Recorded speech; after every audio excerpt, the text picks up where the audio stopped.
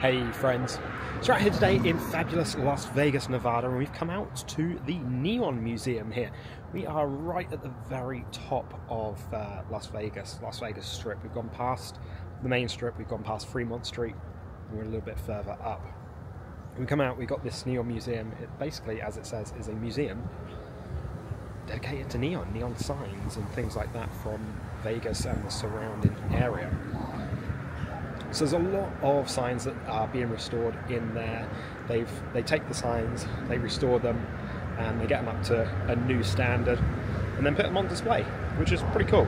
A lot of the signs are donated by the company that makes the signs once they are finished being used by the hotels. So they get them, they restore them, they put them on display for us to see, and we get a piece of Las Vegas history which is sadly dying out.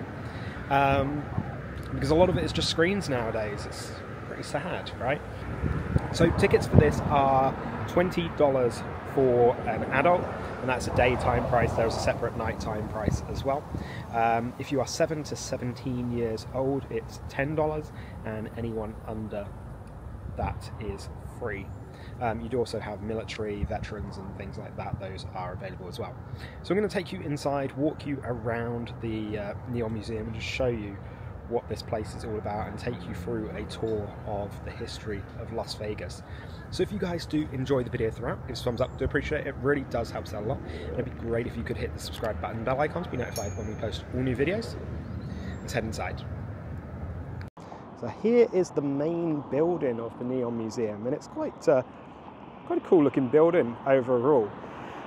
It is split into a few different sections, so you've got the main part there, and then you've got the boneyard just here. This is where we did our cold opener just a second ago. Parking lot down the back. So you go in through this main entrance building here. The canopies are calling to you. That sign actually says no entry. So there we go. To this one around the corner here. I haven't bought a ticket, so I'm going to buy it now. So we've got our first signs here just as we come in the door. You can see them all lit up actually, which is good. We've already got things lit up. It's not too dark, but we're in a bit of a darker corner.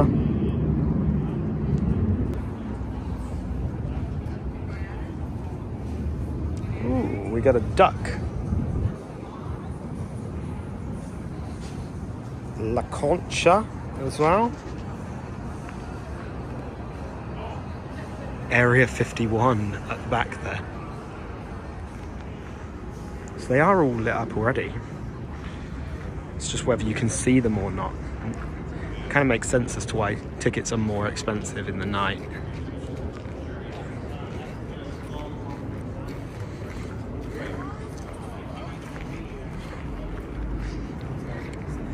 Caesar's Palace down the back there.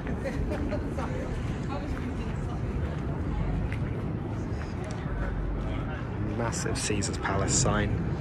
It's kind of hidden though, unfortunately.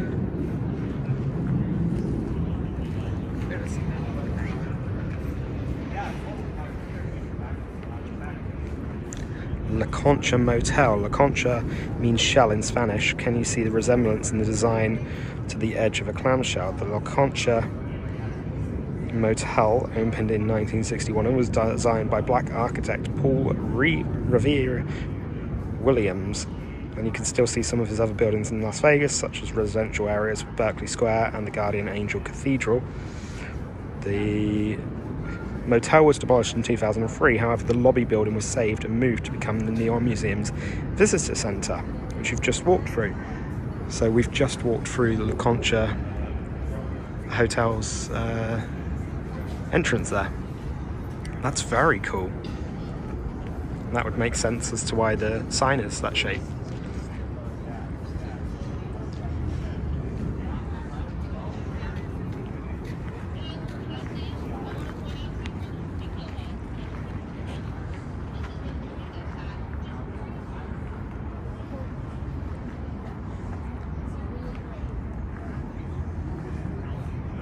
They've ever performed in Las Vegas. They did 2 days at the convention center, and of course when they were staying at the Sahara, they wanted to go downstairs and hang out. Couldn't because they're the Beatles, so they weren't able to just walk walk around willy-nilly, but they did have to stay with their room. They did get set up 2 swap machines. We've got the Sahara, we've got Frontier, obviously. We've got team members doing tours around here. And then we've got the Hard Rock. Very cool.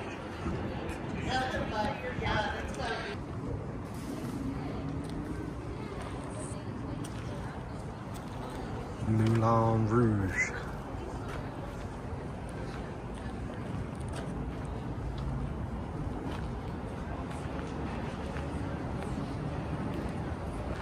Golden Nugget coming up.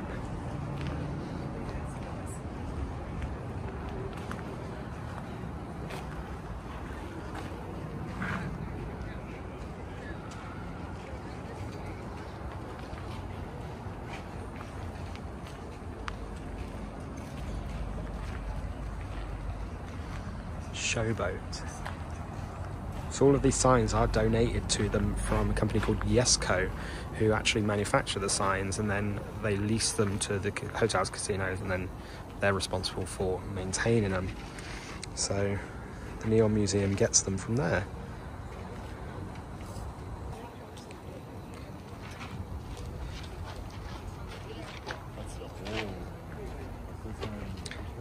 So this is the part of the plume from the flamingo that you see here.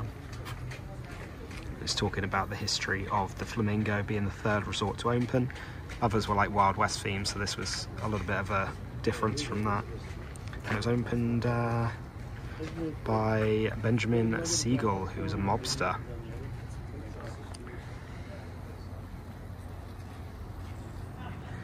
It's cool, we got a lot of facts like that throughout the museum.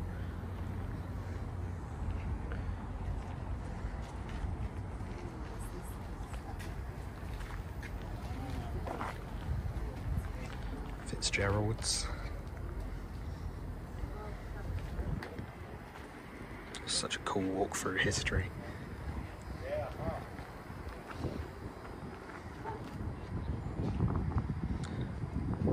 Sassy Sally. We've got some more basic signs, like the City Centre Motel sign is, you know, very basic in comparison to like the Flamingo or this Sassy Sally's one. You know, these are all really, you know, quite fancy, intricate. And then you've just got City Centre Motel. But it's still cool, it's part of the history of Vegas.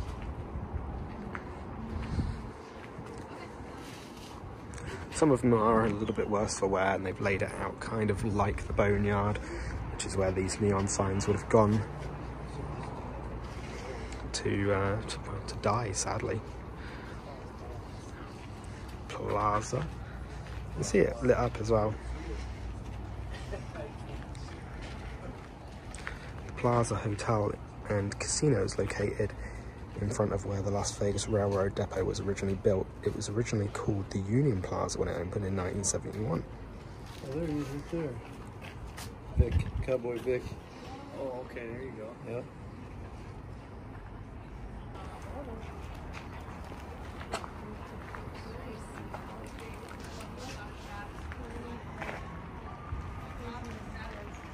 These ones are quite bad, quite damaged.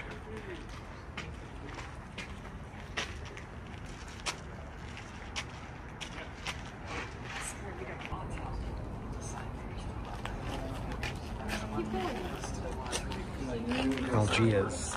Algiers. Have we got signs for Algiers? No. I want to know. That's Vic right there, right? That's this. Which sign has... So we've got Palms, we've got Tropicana. Again, we got the Chiefs, sorry, and the Algerias.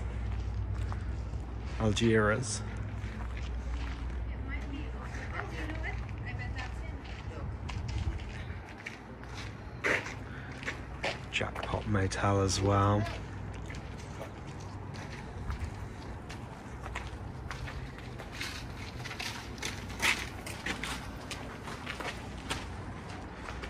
We've got this guy playing snooker, pool maybe, whichever you want.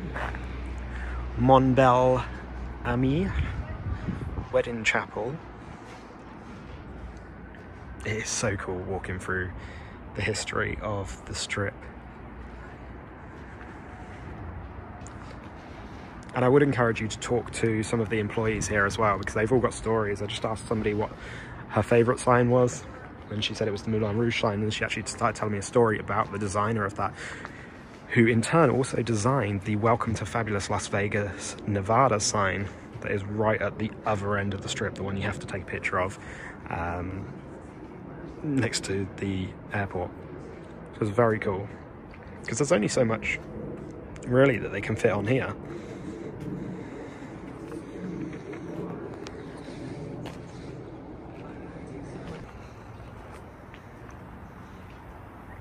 You can hear it buzzing as well, which is really cool. The Red Barn, opened in 1958 as an antique store. It was later converted into a club that was a popular coffee house for local college students.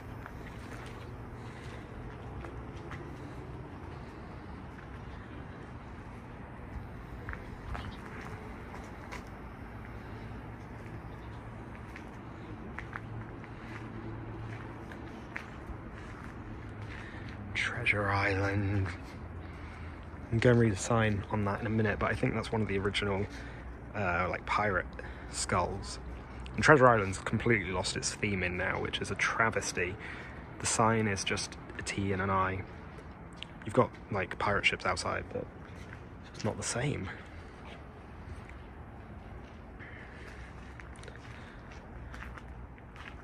Anne Mayer's Queen of Hearts Hotel. So it's actually quite sad, because a lot of the hotels now are moving into just putting essentially screens up. Resort World, Las Vegas, in particular, the side of it has got loads of screens. You've got the Sphere, Las Vegas as well, which is essentially just one giant screen. So it's losing its charm, you know.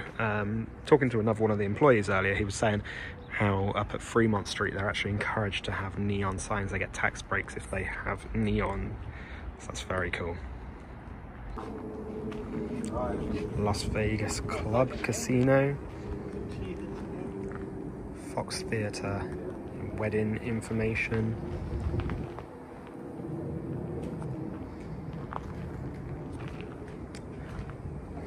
I believe I heard this is the only sign that wasn't from Vegas. This Chinese girl. China Garden Cafe.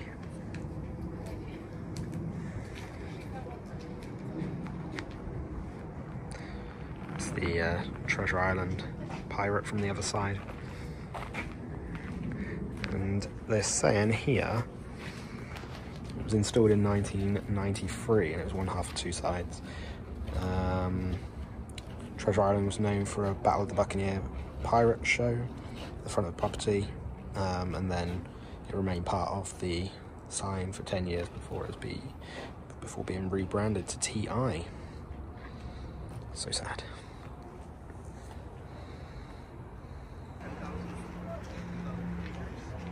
A little lamp at the top there.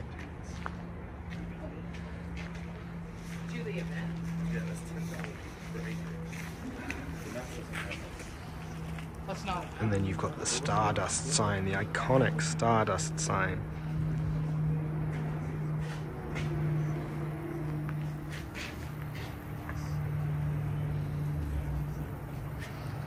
Liberace.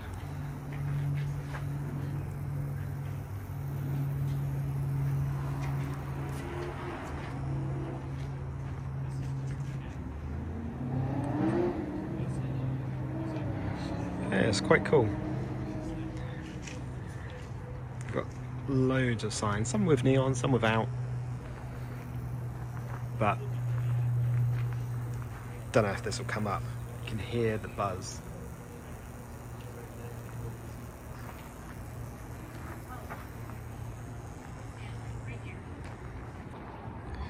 So we've got a little thing here that shows you where some of their signs came from.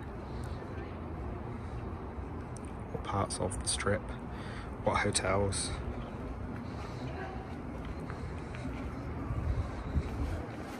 So the lamp came from here, which was the Aladdin Hotel and Casino, and then changed to Planet Hollywood. Stardust Resorts became Resort World.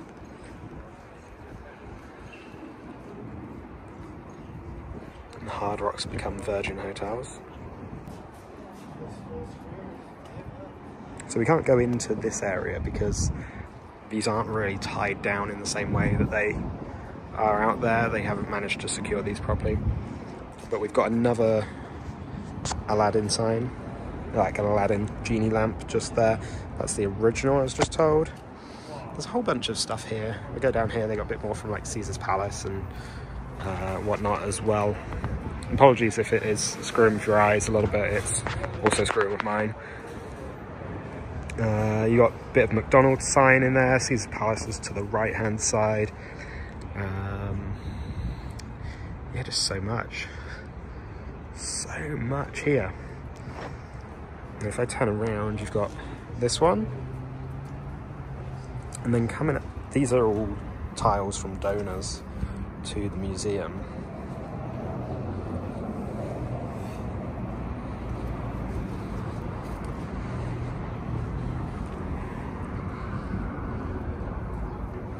And then we've got Elvis Presley's star from the Riviera. That was stolen by his fan club. They shouldn't have taken it, but they did when the Riviera went down. And then that's a U from the Golden Nugget as well. So over here at the back, you've got the North Gallery, and this is not actually open until the night time. So overnight they do something called Brilliant, a neon museum experience. You can see it on the sign there. None of these signs actually function, but what they've done is they've got a designer, an artist to come in and do projection mapping. So they projection map all the signs and bring them to life that way. So that's quite cool. It's a cheaper way of them restoring them of sorts, but they're not fully restored. And that is more expensive than the daytime ticket. I'll put down in the bottom corner how much that is. So finally, just before we leave and wrap up, I just wanted to sort of bring you around the side of the lot here, because there's a couple of things that you can see from the road and out here that you can't see in there. So you've got the Arby's sign. Oh, zoom in here. You've got the Arby's sign just there. You've got this train as well. You've got a Longhorn Steakhouse. I think it's Longhorn Steakhouse. It says Longhorn. I can't see the steakhouse part. Yeah, there's quite a few little bits and pieces in there. Part of the Stardust pylon just there as well. And yeah, some really, really cool bits and pieces there.